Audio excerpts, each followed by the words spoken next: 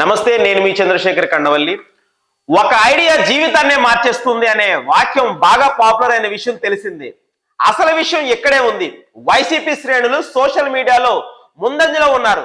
వాళ్లకు సొంత మీడియా లేకున్నా తమ తమ అభిప్రాయాలను సోషల్ మీడియాలో ఒక్కసారిగా ప్రజల్లోకి తీసుకువెళ్లే సత్తా వాళ్లకుంది. 2019లో జగన్ గెలవడానికి కూడా సోషల్ మీడియానే బలమైన కారణమని వైసీపీ నేతలు బలంగా నమ్ముతారు. అలాంటి పరిస్థితుల్లో కూటమి అధికారంలోనికి రాగానే వైసీపీ సోషల్ మీడియా కోటను బద్దలు కొట్టడానికి సోషల్ మీడియాలో పెట్టే పోస్టులు పెట్టే వారిపై కొరడా రూపించారు. దీంతో వైసీపీ సోషల్ మీడియా కాస్త కుంటిపడింది. వైసీపీ పార్టీలోనికి పాజిటివ్ పోస్టులు పెట్టాలంటే కేసుల భయంతో వెనక్కి తగ్గేవారు. అరెస్టుల భయంతో కొందరు అజ్ఞాతంలోకి కూడా వెళ్లారు. ఎందుకు వచ్చిన గోలా అంటూ కొందరు సైలెంట్ అయ్యారు. కానీ సంక్రాంతి పండుగ పర్వదినం ఐడియా గురించి ప్రస్తుతం వైసీపీ పార్టీ శ్రేణులు చర్చించుకుంటున్నారు.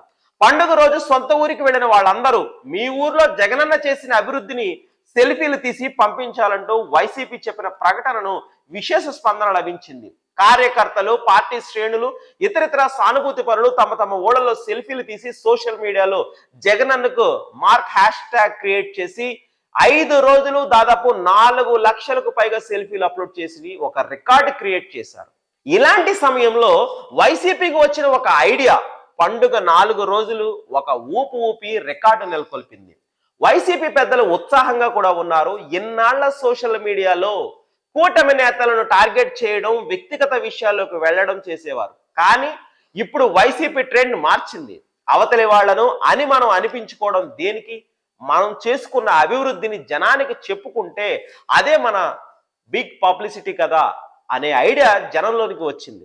దీనికి విశేష స్పందన కనిపిస్తుంది. ఈ పోస్టులు చూసిన వాళ్ళు అరే ప్రతి ఊళ్ళో ఇంత అభివృద్ధి జరిగిందా, ఇది మా దృష్టికి రాలేదు అంటూ ఇప్పుడు పెదవి విరుస్తున్నారట. దీంతో వైసీపీ పార్టీ పెద్దలు అమితానందంతో ఉన్నట్టు తెలుస్తుంది. ఇక ముందు కూడా ఇలా పాజిటివ్ గా సోషల్ మీడియాను వాడితే అది కూటమి ప్రభుత్వానికి ముప్పుగా మారేటట్లుగా అవకాశం ఉందని పలువురు అభిప్రాయపడుతున్నారు.